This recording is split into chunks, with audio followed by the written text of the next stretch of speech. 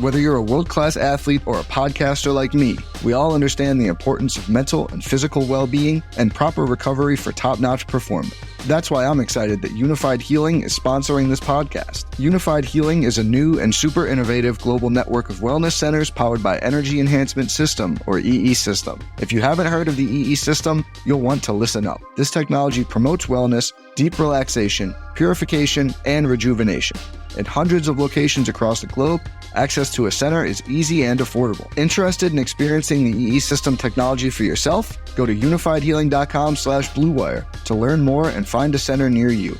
That's unifydhealing.com/bluewire. No material or testimonials on the Unified Healing website are intended to be viewed as medical advice or a substitute for professional medical advice, diagnosis, or treatment. Always seek the advice of your physician or other qualified healthcare provider with any questions you may have regarding a medical condition or treatment and before undertaking a new healthcare regimen, including EE System. A nightmare coming into reality, and then it flashes out of you and you see the ref waving it off as an incomplete pass, and it's just that rush. It's January 1996, Colts at Steelers. This is Remember That Game, the podcast about sporting events that take you on a journey and maybe chart the path of the zeitgeist. I'm your host, Thomas Emerick, and returning to the program is Sigmund Bloom, Footballguys co-founder and podcast luminary. His show On the Couch, which I've been listening to for 12 odd years, is one of the influences this show wears on its sleeve. And this episode is in part psyche. Steelers lose the previous year's AFC title on the goal line as big home favorites. Now you're back facing down the same fate. Hopefully not, though. How you doing, Sig? 3 decades later, and what was it like waiting a year to knock down that door? Yeah. Thanks for having me back, Thomas. It's great to get to speak as part of Steelers Nation or Pittsburgh sports, born in 1975. So I can just remember in very faint colors the end of the Super Bowl era, the Chuck Noll era, and you lived through the 80s. There was a few death throes, like losing to the Dan Marino Dolphins and how that's tied up with Pittsburgh and that story. And then we were going through the desert, Bubby Brister, Mark Malone. These were some of the quarterbacks. You had Rod Woodson. You had Louis Lips. You had some players that certainly we enjoyed. You had some spoiler role kind of games. Of course, winning in the playoffs, almost beating Denver. I think it was 1989. But really only when Bill Cowher, a real Pittsburgher, became the head coach of the team was there some sense of a return to glory. And even before the loss to the Chargers, the first time the Steelers made the playoffs, they had a home game in the divisional round and just got thumped by the Bills. I mean, the Bills just humbled them. And of course, there was the loss to the Joe Montana Chiefs. And so disappointment was a motif of the Bill Cowher Steelers in the playoffs. And of course, after this, it remains a motif. And I think that from a psychological point of view, it made you anticipate something bad happening, right? And Bill Cowher even mentions in the NFL Films workup of this game that he thought the team was going to win until that dropped interception on the last drive. And then he started to think about fate, he said. And that is something I think that we underestimate as sports fans, that there is a mass consciousness in a stadium that the fans and the team share it, and it can influence the game. It often does influence the game. So absolutely, there was more trepidation than anticipation of something good happening. And the way this game ended, I think, made it so the gods, as a fan, Thomas, as a fan of a team, right? It's an emotional commitment. And, in some ways, it's almost like love, romantic love, even, where you're vulnerable. You're totally vulnerable. You're giving yourself over to this thing that you really don't have any control over at all. And it is the best when you do that, but it also leaves you to be hurt. And I think that was something that Pittsburgh sports fans were struggling with, especially in that stadium. The Pirates had some extreme disappointment in that stadium. You did at least have Mario Lemieux and the Pittsburgh Penguins winning back-to-back Stanley Cup finals, but the best Penguins team lost the year after that to the Islanders in overtime in Game 7, I think in the second round of the playoffs. That was actually the best Penguins team, and at that point, the Penguins were already past their peak. So this was it. The Steelers really had our hearts, but we knew our hearts were vulnerable to be broken. It's a great NFL films hour there, companion watching this podcast. Cowher seems to have internalized what the city of Pittsburgh is feeling, though he's trying to make sure his team doesn't. Comes in pregame with Greg Lloyd on the NFL Films. 60 minutes, 9-5. Let's have some fun. I'm not worried. He's clearly trying to make sure his guys aren't dealing with the inner torture he is, so they can just play ball as if his face cannot betray the ball of nerves to his team. Once you got the draw, you won't go to KC as underdogs against the number 1 seed. The underdog Colts are coming to you after their upset in Arrowhead. So similar with Chargers, instead of house money, this is don't blow it again sort of situation. What felt longer, the year between the AFC titles or the week leading up? Well, it was, the week leading up, just to go further with the point you're making, again, a motif, playoff disappointment, postseason disappointment. And why is that a motif in the Bill Cowher Steelers era? It's because the Bill Cowher Steelers would tend to play up or down to their opponent, and this was a team that often there's the game against the Texans when the Texans were a brand spanking new franchise. I can't even remember what the score was, like 24-3. The Steelers lost and outgained the Texans by something like 250 yards in the game. It was just snatching the defeat from the jaws of victory. Or another way I would put it is they would win 80%, 90% of the plays in the game, but the 10 or 20% of plays they lost determined the outcome of the games. So it didn't matter. So you were bracing for this, knowing that they had had a similar performance against the Chargers. And you had in the Colts a team that had already been facing this exact scenario and overcome it in the cold in Kansas City.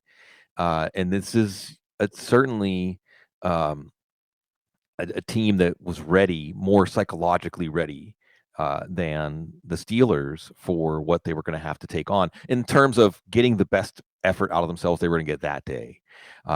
And that was a Colts team without, I want to mention this because I'm down here in New Orleans, where I go by like a rec center where there's a mural of Marshall Faulk. Without Marshall Faulk was not available. Imagine if the Marshall Faulk was available for this game for the Colts, right?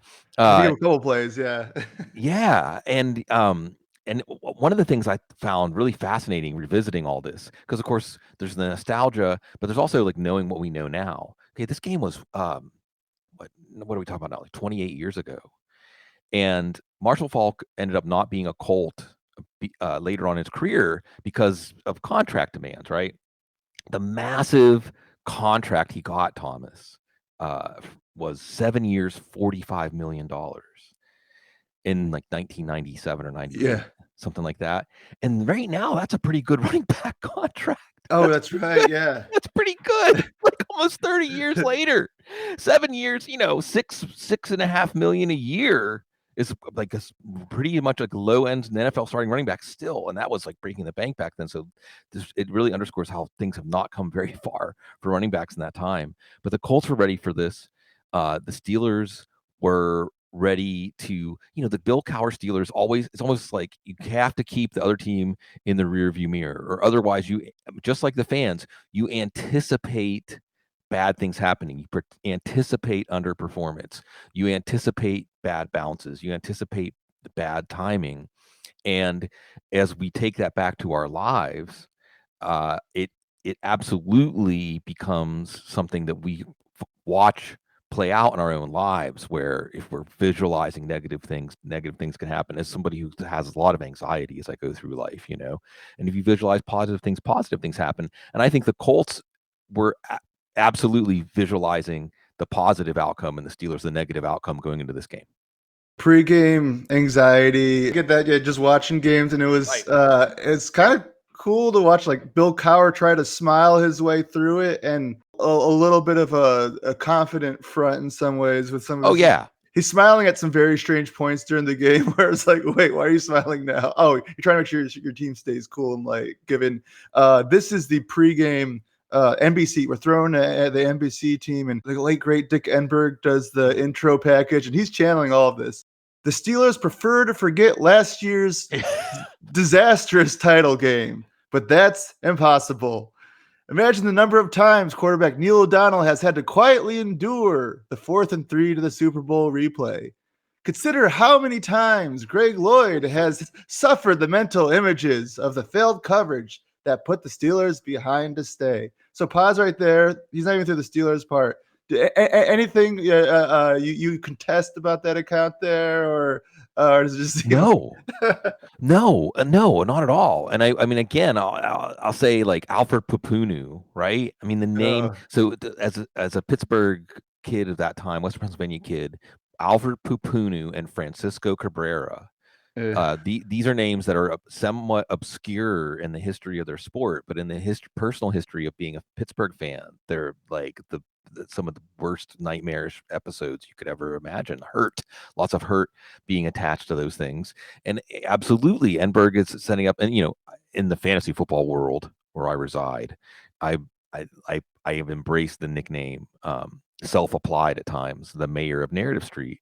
But narrative does influence these events, and always after the fact we can look back and see how what transpired fit into a pre-existing narrative. We're just not sure which narrative it's going to get pulled into, and over the course of a game you can watch a game get yanked in between these alternate universes where what's this game going to mean when we look back on it. And for some part of the game, it's going to reinforce this story and this trend in this person or this franchise's arc. And then something happens, something changes. That's why we tune in, right? It's why, but again, that's where the emotional vulnerability comes in.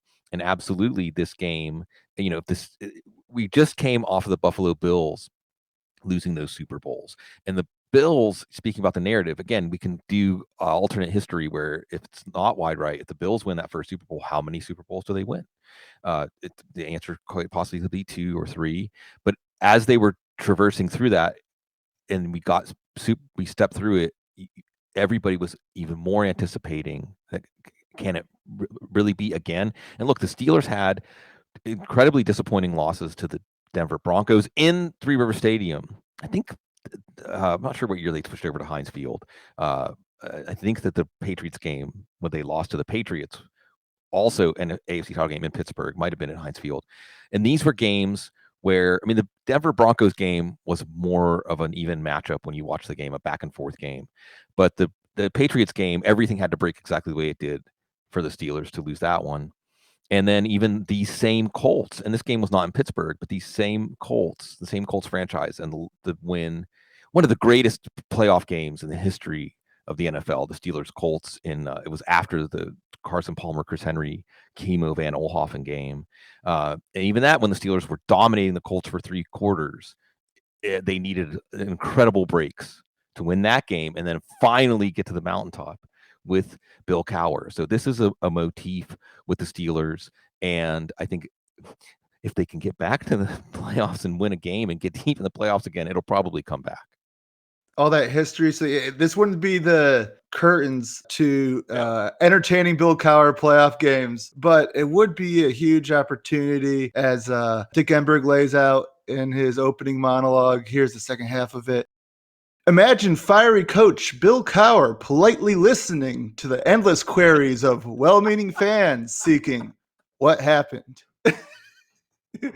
What must it have been like to sit watching last year's Super Bowl knowing you fell a mere 3 yards shy of center stage? Were last year's Steelers overconfident, unfocused, unprepared? They've given their failures plenty of thought. So, and then we throw to Three Rivers, the NBC intro music. So, all right, how you feeling? It's almost 12:30 Eastern. That get you ready for kickoff there? You staying loose? Yeah, well, you're ready for the game. You're ready for the game to start. You're ready for the game to start because whatever's going to happen, like let's get on with it, and because you know that you're going to age. You know that you're going to feel just that excruciating sense. My wife, the love of my life, Kate, I'm going to tell on her, although she's trying to not do this anymore. But she will skip to the end of stories, sometimes books or, a movie. She'll skip to the end to see what happens. I think at a point when the story's really gripping her. And my theory on the couch, Sigmund, here is that you don't have control when you let yourself just roll with the river of the story. The river's going to take you where it's going to take you. But when you start to feel emotionally vulnerable, like now I'm getting pulled into this story, to know the ending can, okay, I already know now, so I don't have to feel so anxious throughout, because it really is anxiety, right? I mean, it's this sense of fear, fear of that negative outcome. So at the very least, actual football happening, it starts to release that, and you're just caught up in the moment. But in this case, we'll turn the page as the game starts, like right away. Tony Siragusa, University of Pittsburgh great, right away. And in a lot of ways, along with Jim Harbaugh, a signature player of this team, an embodiment of the team. Right away bats a pass, and the Colts get an interception. So whatever opportunity there was for there to be any sense of the Steelers being the favorite or the superior team, or this isn't going to be like last time, or getting the crowd out of that anxiety mindset, was over. It was over right away, Thomas. Yeah, I mean, first pass of the game. Yeah. It's Goose just pushing the double team into the backfield, pops that thing into the secondary. Neil's back there, sort of chopping that ball at his side before Goose gets his hand up. Did you find Neil O'Donnell's mechanics to be at all nerve-wracking to watch at the time, or in retrospect, knowing what happened today, but also what happened in the Super Bowl? Of course, right? Okay, so this is another whole path, rabbit hole to go down, because again, I'm watching the NFL films, refreshing the memories, and just the mere sight of Neil O'Donnell's face makes my blood pressure go up.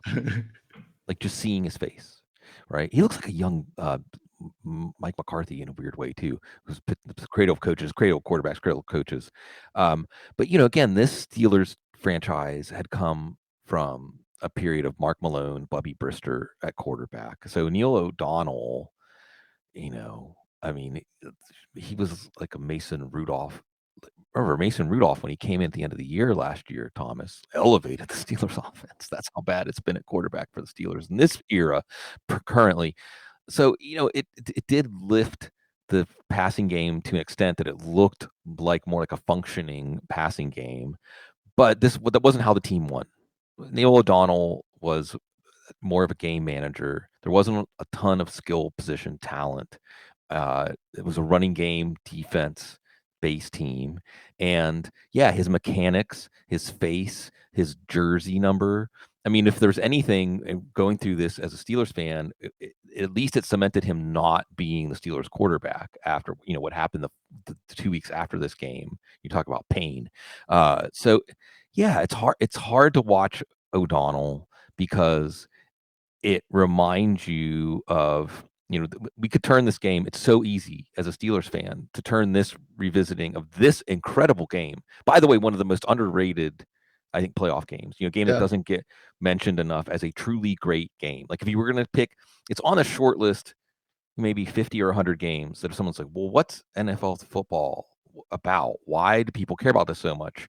It's one of the games that would make the final cut of down to 50 or 100. Like you'd show them this game because it was so much about will, and it was so much about football, the ultimate team sport. And right away with Neil O'Donnell, and knowing that the Colts defense, this was a team that was defined by their defense, that this was going to be a street fight. And so the Steelers are supposed to be comfortable in a street fight, but 11-point favorites, et cetera, et cetera, et cetera. I think they weren't. It's not even that they weren't ready for it. It's just that this Colts team, rewatching this game, Thomas, a couple of the things that really stand out to me are this Colts team that doesn't get the necessarily the credit that it deserves in terms of making the most out of what they had. Because remember, this was a Colts franchise that bottomed out. They had those. Steve Entman didn't turn anything. Quentin Coriat, he's prominent in memory of this game. It's just a drop of interception. So they bottomed out, and the story of them getting better wasn't really about getting these signature picks right at the top of the draft. It was the defense, and then it was Jim Harbaugh. Jim Harbaugh and the confidence. I guess revisiting this game and looking at what Jim Harbaugh did in this game, in this season, in this postseason, it's not that surprising that he would become one of the head coaches we'll remember from this era. And watching Neil O'Donnell and watching Jim Harbaugh, usually the game goes to the team that has a better quarterback, and it was not the Steelers. Harbaugh and O'Donnell similar in some ways. As you mentioned, the Mason Rudolph comp from down the stretch last season. O'Donnell did, lower the interception rate. I think Jim Miller. So O'Donnell gets injured week 1, misses a few weeks, and I think Jim Miller and Mike Tomczak both have interception rate of over 8%, which would be the worst in the league by a mile among starters. O'Donnell gets it down to 1.7, right around where Jim Harbaugh is for the league lead. But in this game, O'Donnell don't throw for about 5 yards an attempt. Not great, but as we'll see, he has some high leverage moments to come through. Jim Johnson, for the Colts defensive coordinator, third and medium, he was just putting the Steelers in a blender. They start off with an interception on defense. Steelers defense and what they got their side, they stopped the Colts from getting a first down until almost the end of the first quarter, only 3 in the first half. We have a low-scoring game going late into the first half when the Steelers start getting Slash involved. Mm-hmm. What was it like? Yeah. What the Cordell Stewart experience? The last Steelers drive of the half, him converting 4 third downs. Yeah, that's the thing. Again, we just pivoted from talking about Neil O'Donnell to talking about Cordell Stewart, and I already mentioned the AFC Championship game losses to New England and Denver. And those were Cordell Stewart-led teams. But already in his rookie year, Cordell Stewart had a massive influence on this game. Massive influence. It was prominent in all kinds of points in this game. And from a Steelers standpoint, no, it wasn't a running game, 3 yards in a cloud of dust. It wasn't Neil O'Donnell. It was Cordell Stewart on important offensive plays that was being trusted. So it really, if we want to bring it back to the present, that's why as a Steelers fan it's so easy to be excited about Justin Fields or Russell Wilson if he's good enough to hold off Justin Fields, because the Steelers blueprint, even though we're talking about almost 30 years ago, different head coaches, the Steelers blueprint still only asks the quarterback to not make mistakes, and then maybe if they do need a play or two at the end of the game, find a way. And Justin Fields gives the Steelers, and look, I can revisit those Cordell teams, and I think without that Bill Cowher tightness, they could have won, both of those teams could have won the Super Bowl. And Mike Tomlin isn't quite as tight as Bill Cowher, although there's still this ghost of playing down to your competition with the Tomlin Steelers. But Stewart, much more than Neil O'Donnell or any sort of running game. We saw Bam Morris play a bigger role the following game than the Super Bowl against the Cowboys, but he was the player that gave the Steelers a chance to win in this game, and he was exciting. But, let it be said that as we're doing this psychological journey too, the end of this story of the city of Pittsburgh and Cordell Stewart is not a happy ending, right? I mean, it's not, lots of ugly stuff, Thomas, lots of stuff, urban legend, rumor stuff. I'm not even going to go into any kind of detail, but that is as defining. And we could get into more social topics, and it's going to be interesting for both Russell Wilson and Justin Fields. It's just about the Steelers community fan base, and and it's not just quarterbacks or black quarterbacks. There, I said it. It's in general, living down in New Orleans, and New Orleans fans love the Saints no matter what. I mean, they get frustrated with the coaches, they get frustrated with some players, but they always love the Saints, like the way you root for a team that your kid plays for, like a little league team. But the Steelers fans turn quickly. This is another aspect to the hurt and the guarded, anxious nature. So Cordell Stewart was really important in this game. And I think if you would ask Steelers fans to remember this game, they probably would not remember Cordell Stewart being as big an influence and part of this game as he actually was. Apparently, Neil O'Donnell's like lobbying for Cordell Stewart to get on the field. Cordell drafted as a quarterback here, coming in 2 under center and 1 getting a toss from Neil O'Donnell to convert third downs rushing. Stewart eventually catches the touchdown to put the Colts up heading into the half 10-6. The Steelers trying just having their quarterback do enough. Pegram and Morris in this backfield. Nowadays, you got Warren and Harris. Even a rookie can run a bit and play quarterback. And Plumlee ended up signing Zach Frazier, Troy Fatanu, throwing back to some polars and bigger, meaner type attack. Athletic linemen. Yeah. I mean, the Steelers have maybe the most athletic pair of tackles this side of, Philadelphia. And you got Arthur Smith. So that all seems fine to me. I'm ready to embrace this after what we've had to endure on the offensive side of the ball. And I think, again, at that time, and being a fan of the Pittsburgh Steelers is usually being a fan of mediocre offensive football at best. Even in the Ben Roethlisberger era, there was plenty of times that it felt like the offense was still underachieving. When you think about the Steelers as we're walking through the hall of being a Steelers fan, I mean, how is it that the Antonio Brown, Le'Veon Bell, Martavis Bryant, Ben Roethlisberger Steelers, how is that not like a memorable offense that put up numbers or otherwise like got to a level of play that a few teams could reach, and yet there was always a sense of it missing, like never firing on all cylinders. So it lowers your expectations and it makes you happy for anything that resembles, just even Thomas, not to again focus on trauma or pain, but I think anybody watching football, anybody watching the Steelers for the last 2 years, like in the Matt Canada era, there was just a sense of futility. You did, and no person in the stadium, even the quarterback, expected the plays to work, right? So I'll turn the page to anything after that. Prize Picks is America's #1 fantasy sports app with more than 5 million members. It's the most fun and exciting way to get in on the action while you watch your favorite sports and players. You just pick more or less on 2 or more player stats for your shot to win up to 100 times your cash. I made my first $10 deposit and received an instant $10 bonus. And if you have the skills, you can play for a shot of turning your $10 into $1,000.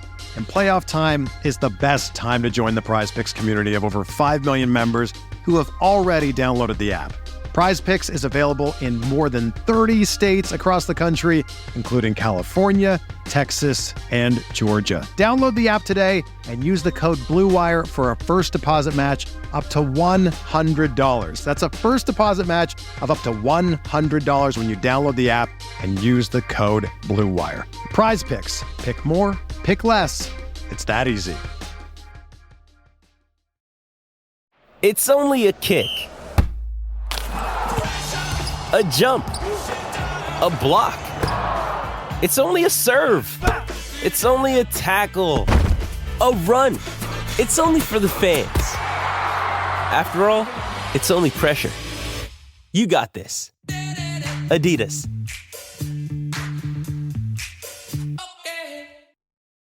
Yeah, I mean, you could at least take Ron Earhart, Chan Gailey, Thigpen, 1,300 yards here in 1995, top 10 mark just behind Tim Brown, not bad. Harken back to that era versus hitches and hopelessness. Yeah, and I guess the other thing, and you mentioned Yancey Thigpen. I think he went on to sign a pretty big contract maybe with the Titans. And I will mention Ernie Mills. Skipping ahead of the game, Ernie Mills is actually a pretty big player in the fourth quarter of this game.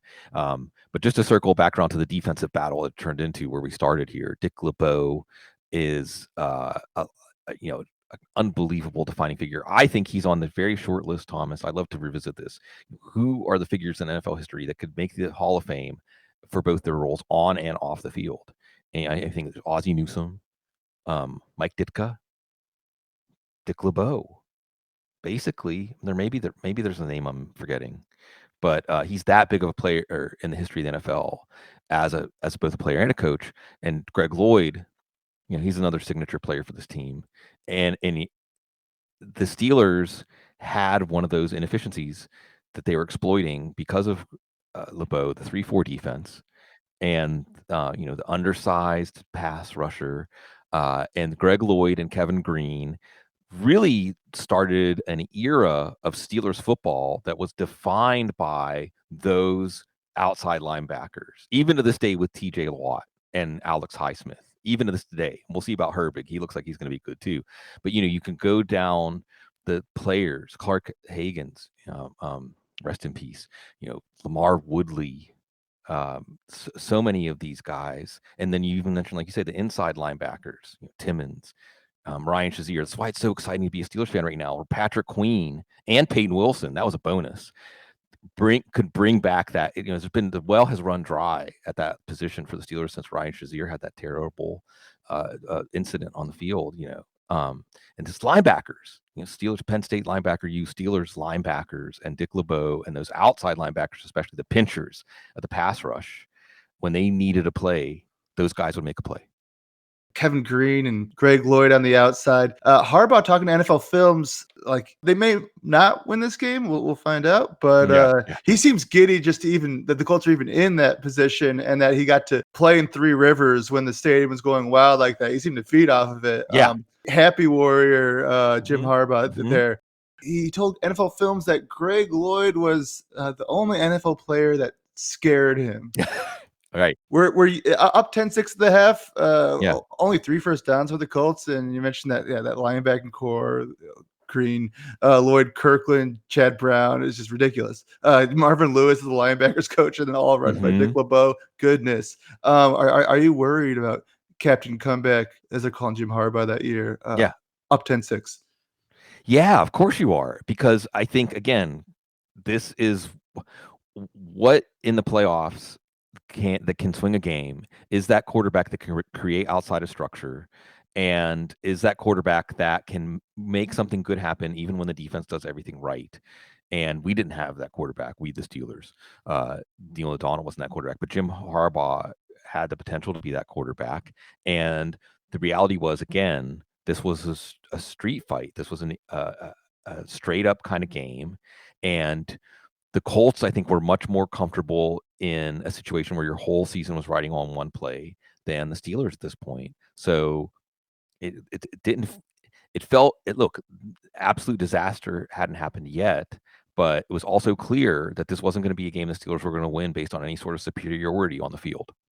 As you mentioned, like almost doesn't matter what era it is, you have these threads that bind, and one of them is playing to the level of the competition. I remember listening to like the Audible, Footballguys, the Audible, like Monday morning after the games, I check it out, and the height of the 2010 Steelers and those great offenses there that somehow didn't break through, and when the Steelers would like drop a game to like Tampa when they're awful, when they're like double-digit dogs, always take me on a fun ride listening to you and Cecil react to the Steelers doing something that's going on 3 or 4 decades, and then back here in '95. Just letting the Colts hang around, much like Tony Martin down the side, especially the Tony Martin play down the sideline. Steelers send like an inside linebacker blitz, and it doesn't get home, and somehow someone's wide open. You have Floyd Turner on a corner route. So I kind of sense Three Rivers at that point. But what's your what are you doing watching? I mean, again, motifs, right? And if there's something in this for folks that aren't Steelers fans or Colts fans or don't remember this game and don't enjoy revisiting it, it is that hopefully, even if you're a true fan of a team, I'll go there, true fan, you almost can anticipate certain developments before they happen. One of the things we're really going to go down into the weeds. I think we're taught, Thomas, that time is kind of a wind at our backs, right? Like cause and effect. The previous moment caused what happened in the next moment, and time pushes us. It blows our wind into our sails. But all the quantum physics and all the equations work perfectly fine forward and backwards in time. Time is not really important, and it's possible that time could be sucking us to things, And I always like to say that I don't feel like time. I feel like time is a way of experiencing this thing, but the thing we're experiencing, we have this experience like we're influencing the events that are happening around us. But if you think about the opening of The Simpsons, when Maggie is in the front seat, right, safety standards next to Marge, and like Maggie has her little thing with the horn and the wheel, and she thinks she's driving the car, but it's actually Marge. But she doesn't know that. If you ask her who's driving, she's like, I'm driving. Is that like us in certain moments in our life? And you can feel events, and maybe in some ways it is the mass consciousness, or people, again, visualizing this negative event. It's like a self-fulfilling prophecy. But at those moments, you feel it in your gut, right? When like the gut punch, when that ball falls into Turner's hands, here we go again. Here we go again. And this is where I should maybe, again, this is the point in the story where you say, okay, maybe we're being a little bit hard on Neil O'Donnell, because he does make some plays. It wasn't just Cordell Stewart. He does make some plays where, at this point, it would be easy for the Steelers to, like you did with Dick Enberg. And it's always great to invoke Dick Enberg. Yeah. I mean, gosh, the people that made me want to talk about sports and write about sports, he's definitely one of them. And there were people that just hearing their voice, and there was a thoughtfulness. One of the other fun things about watching this on NFL Films is Myron Cope. Myron Cope was my guy. Like Myron Cope and Howard Cosell, right? Myron Cope and Howard Cosell, they both had absolutely obnoxious voices, right? Myron Cope, a lot of people don't know, was a award-winning, I think a Pulitzer-winning sports writer before he was the voice of Pittsburgh sports. And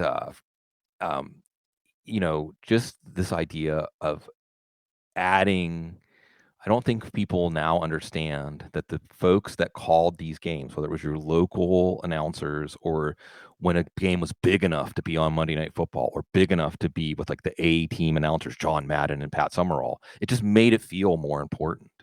And some of that was the way that they would frame these things. So Dick Enberg's intro that you reenacted so well anticipates, like, this is the dragon you have to slay. This is the demon you're going to face. And here we are. And at first, they did not slay the dragon. I took a couple runs at Myron Cope lines. Yeah. And then I was like, but the Pittsburgh accent is just, for me, uniquely difficult accent. Yeah. Like, I end up triangulating, and I just end up like equidistant between different accents in the northern, midwestern, eastern parts of the United States. Yeah. But I just loved hearing him say, oh, yeah, the Coy, it's Van Morrison. At least I can get this part. And he wrestles him down to the turf. Yeah. Not that close, but I just loved it. Sure. Yoy. Double yoy. So I have got the Pittsburgh accent, but it only comes back when I'm talking to other Pittsburghers. Like, it really comes back. People that listen to our show and are from Pittsburgh, like, I know you're from Pittsburgh. Like, they can hear it in my voice. But Myron Cope said absolutely anything. And this is why Cope and Cotell are my guys, because he would say anything and describe it. I mean, there's a lost art, Thomas. There's a lost art of and this is why I bring up that Myron Cope was a sports writer first, of the language you use to describe.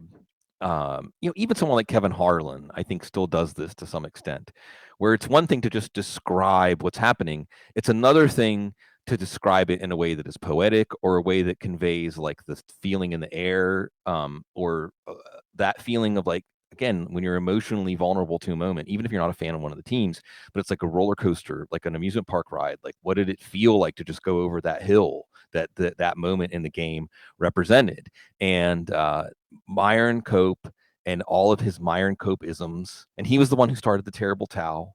It was he's bring your dish towels down. It was just something that people brought in. It wasn't something that was branded or sold at first. It just to mess. And the Steelers also had, the Pirates had the green weenie, which was a play on Hines. I think Bob Prince, another great Pittsburgh sports media figure. And the green weenie had like little bean bag, like little beans in it. He would shake, and it was the same thing with this idea of, like, we could harness some sort of magic or mojo and use it against the opponent, or use it for our team. And I think that the Pittsburgh accent, most of all, is just speaking kind of lazy. You just drop syllables, you slur syllables together, and it's difficult to. That's why it's so difficult to simulate, Thomas, because it's more of a frame of mind than an accent. Oh man, I'm gonna take this back to the workshop. Yeah. But yeah. Just one of my favorite things about doing this show is going back, being able to check out the local radio broadcast guys doing the show is like, and getting like a crash course and how awesome they are is just a joy. And Cope, yeah, we'll hear some of how Cope approached the final Harbaugh drive here, because the Steelers do answer.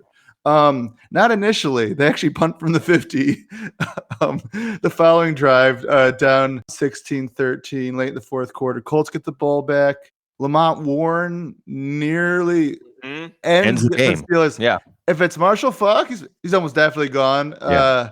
But Willie Williams, Yep.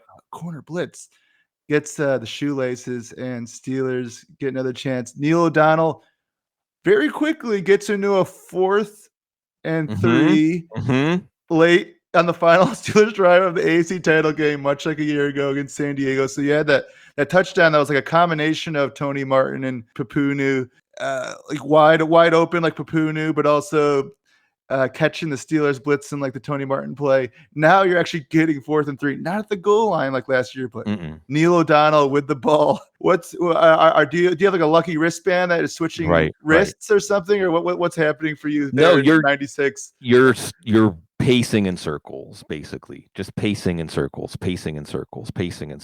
You know, you want to look, but you don't want to look. You need to know what's going to happen, but you don't want to know what's going to happen because you're afraid. And on that drive, and again, the Steelers' first attempt fizzles out, and the Colts have a chance to end the game, and they have the right play called. I believe when they recount it, Thomas, that Willie Williams wasn't. I mean, they had messed up the defense. That the defense wasn't executed the way it was supposed to be. But Willie Williams, and revisiting these games, especially a game like this, I mean, I don't think it's an exaggeration, Thomas, to say that this game was there was no NFL postseason game that was closer than this game, because as we, spoiler alert, I mean, it really came down to something that only because of the work of, again, the NFL Films is so wonderful for including this as the coda to this story, or this is like one of those games that goes down as like disputed by both sides. Both sides feel like they got what actually happened on that final play. So it was that close. This game was that close, and it's not just that play. And this is where, from a mental health standpoint, I think the players that know how to rebound from losses like this know that, well, it could have been any of these plays on both sides, even the calls, right? There's a good symmetry between the calls that are missed on both sides. But Willie Williams is an important player here. And then Ernie Mills, so he's the player, like, we're going to trust you, Neil O'Donnell and Ernie Mills. But previously, I believe in that same drive, Quentin Coryatt has a chance for a pick six. So the following week, the following 2 weeks later, when Neil O'Donnell inexplicably finds Larry Brown at a moment when the entire universe, let me just, it's painful for me to recount this, but that Super Bowl, if folks can remember it in real time, the Dallas Cowboys, Pittsburgh Steelers Super Bowls were part of what launched the NFL into the stratosphere. Those were the games that really did have Super Bowl magnitude, epic scale, because the Steelers and the Cowboys were so different in so many ways. The communities they represented were so different in so many ways. The figures, how the teams were built, and the histories of the teams, so different. And those games were just epic 15-round heavyweight title fights. So to have it come back about almost 20 years later again with teams that were such a contrast. And at this point, the Cowboys were Apollo Creed, not to borrow from the other half of the state. They were the champion. They were the strutting champion. And the Steelers were the underdog. And even more so, unlike the Steelers and the Colts, the Cowboys pushed the Steelers around in the first half. It looked like a mismatch. It was going to be like Steelers. Because I think, to contextualize this, skipping ahead to the next week, the NFC had just owned the AFC for so long in a humiliating fashion. Absolutely humiliating. It doesn't matter if it was San Francisco, doesn't matter if it's the Giants, it was Washington, it was Dallas. Every team would just rub the NFC's face in the dirt in the Super Bowl, and the Steelers were having it happen. And I think everybody in the country at that time, and another thing to remember is, these sporting events were so much more riveting and experienced as like a mass consciousness phenomenon than they are now. And everybody watching the game that wasn't a Cowboys fan, I think, had to be gleeful when the Steelers, the onside kick, isn't it terrible that you can't surprise onside kick anymore, by the way? The onside kick in the second half, Bill Cowher showing even while his teams played down to inferior competition, that he knew how to find sparks and ways to play up to superior competition. And everything in that game was happening on the script. Everybody could feel it, that the Steelers were going to come back and win the game and blow up the Death Star. And Neil O'Donnell somehow finds a way to throw it right to Larry Brown. Makes him a lot of money. And in this game, he threw it right to Quentin Coriat. In this game, it could have been remembered as him throwing it right to Quentin Coriat, but it was actually Ernie Mills who got a hand in there. So Ernie Mills playing in two massive moments. Willie Williams playing in a massive moment earlier in this game. But still, we have to give some credit to Neil O'Donnell for at this point, keeping the team calm, even though he himself was facing demons. January here of 96 for some guys in the mid-90s. Yancey Thigpen has the touchdown to get Steelers back in it right at the end of the first half of the Super Bowl.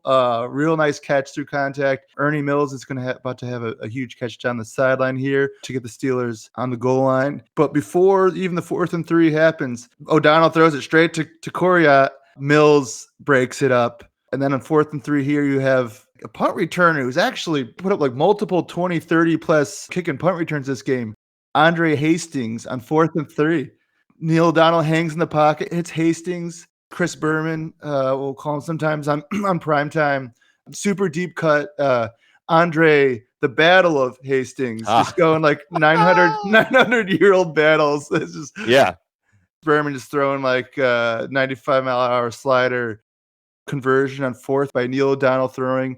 Unlike the year before, it isn't in front of Barry Foster, who Bam Morris had forced out down to the goal line. And Bam Morris trying to leap over on 1st down, doesn't get there. 2nd down, linebacker meets him in the hole. Man, that Colts defense is there every step of the way, but Morris pushes him back into the end zone. 90 seconds for Harbaugh to answer, down 2016. Could you hear the bleachers at Three Rivers from your living room? Oh yeah, right. I mean, this is one of those moments. I mean, this is why you love being a fan of your team. It is that mass euphoria, and everybody knew it wasn't over, but the release of that anxiety of having it end the same way it did against the Chargers, at least that was past. And then you had your best unit on the field. You had your defense on the field. And the defense didn't necessarily rise to the occasion. I mean, they did enough. They did enough so that it was a Hail Mary attempt to win the game and not something with a lower degree of difficulty. But at that point, you could feel the relief, even though the game wasn't over. But sometimes, as we saw with 13 seconds with the Bills and the Chiefs, that relief can leave you a little bit slack for the task you still have to undertake. Yeah, and Rod Woodson tore his ACL week 1, makes it back for the Super Bowl, which was unheard of at the time, but no Rod Woodson here. And Jim Harbaugh gets the offense, fits and starts past midfield. They pick up a 4th down of their own. And this is where Cowher, uncomfortable smile he has across his face, starts to turn slowly into a smile grimace. And then when the Colts are in position for one last throw from about 30 yards out, just keeled over with his hands over his mouth and hoping.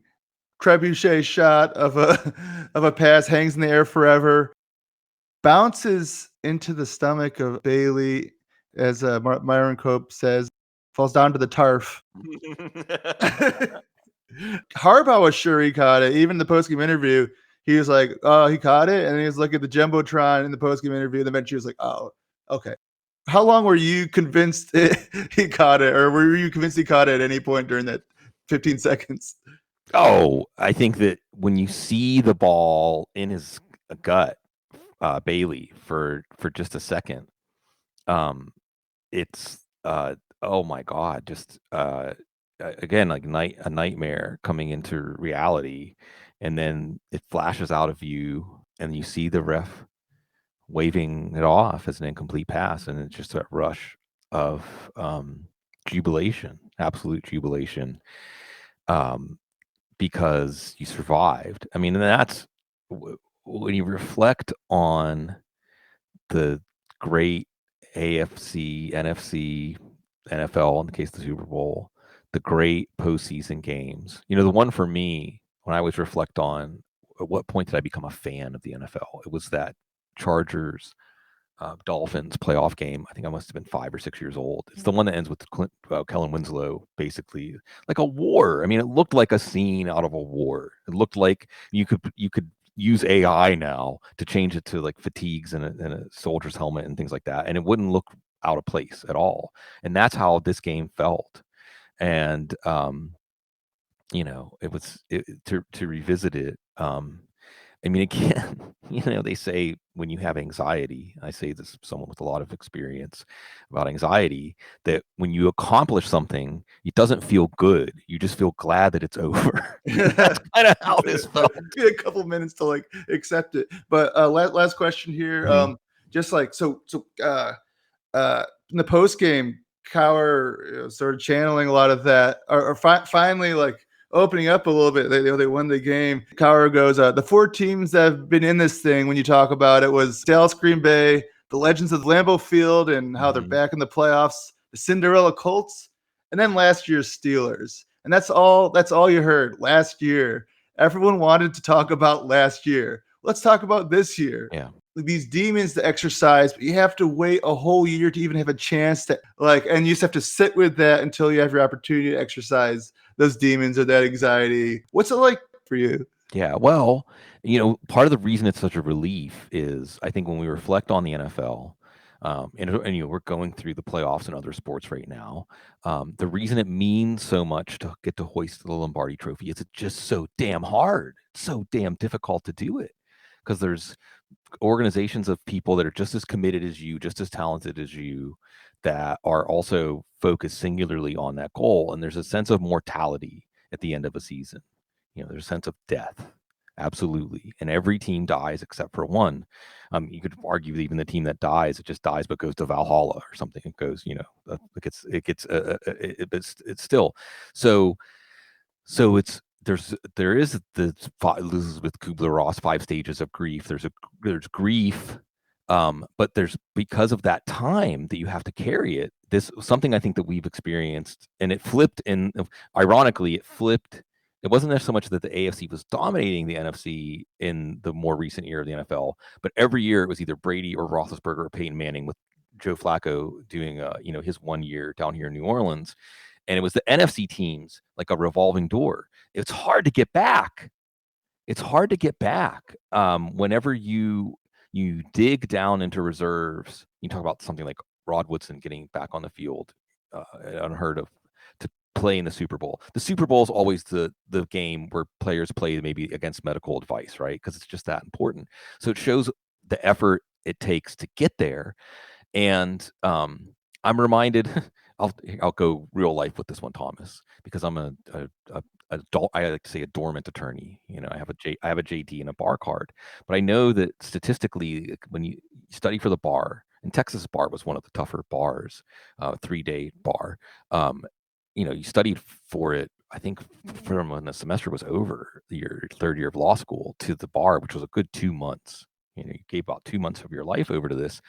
And the statistics were like, if you passed, you were likely, it was going to be on the first time, because your chances of passing second time, third time, you're either going to pass the first time or you're probably not going to pass it. And that's kind of getting back to the Super Bowl. Is what it takes to get to the Super Bowl. If you don't culminate that in that moment, to do that journey again with the pain, and I think there are hard teams that turned it into motivation. But I think also in the NFL, there's a lot of things that have to break right, and injury, luck, and any number of other things. Teams that are successful lose coaches, lose players, and so on. Salary cap, it creates that fear. And is this going to be the peak, the pinnacle of this team? I think so many teams, Thomas. How many teams have we looked at and said, "Oh, better things are coming for this team," even though and it never comes.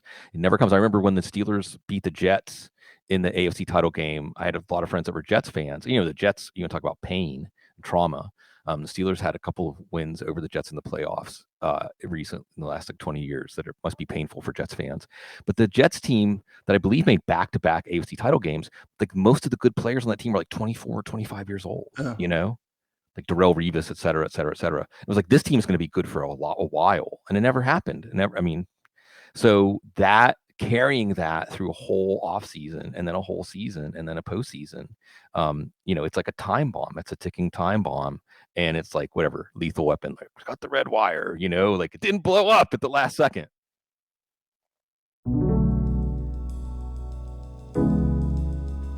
This has been another episode of Remember That Game. Please rate, review, subscribe, and check out more episodes.